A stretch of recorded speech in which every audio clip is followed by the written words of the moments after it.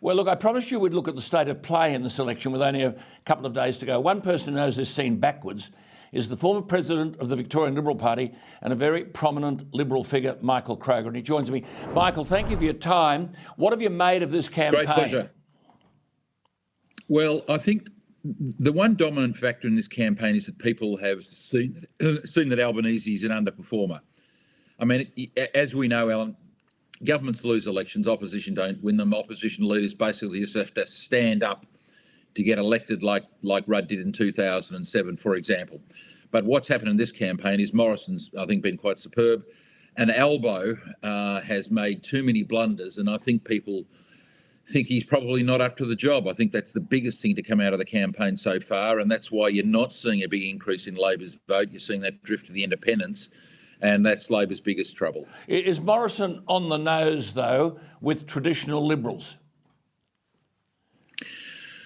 Well, look, a fella came up to me at the polling booth in Higgins, outside a supermarket in Higgins a few weeks ago, and he said, I'm not voting for you, I can't stand your leader.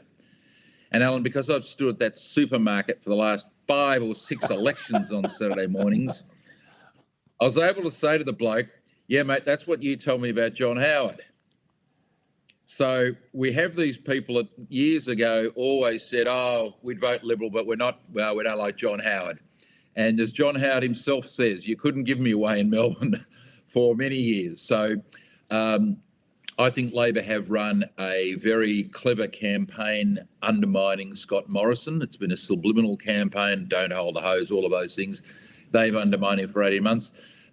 Is Scott on the nose with traditional Liberal voters? With some, but every leader is after all these years in government, after 9 years in government. So you've got children. You've got children.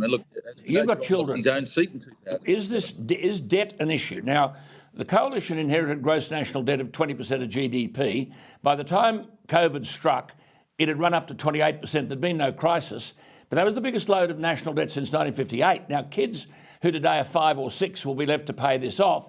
The gross national debt now is 42.5% of GDP. Now, Whitlam was regarded as an economic dunce, and he recorded 24.5%. And the budget papers tell us that debt will climb to 44.9% of GDP in 2 years' time. Now, is debt an issue? People are writing to me and saying they're worried stiff about it.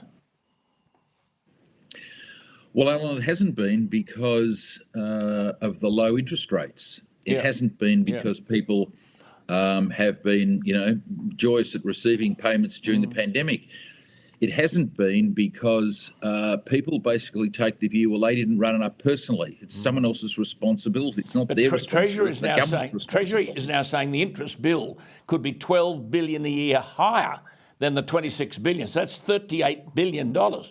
As your old man and mine would say, it's a bloody lot of interest. Yeah. Well, it's a huge amount of money, and you're facing an environment where interest rates are going to increase, as everybody knows. So, is it a problem? Yes, of course it's a problem. But this is a worldwide problem. Western governments have never been more indebted everywhere in the world. I mean, I don't know what the American debt is. It's exceeded 30 trillion. Yeah. These staggering sums we've never seen before. And where you have higher interest rates, as we're going to see, this is going to put tremendous pressure on all these governments because the debts are out of control.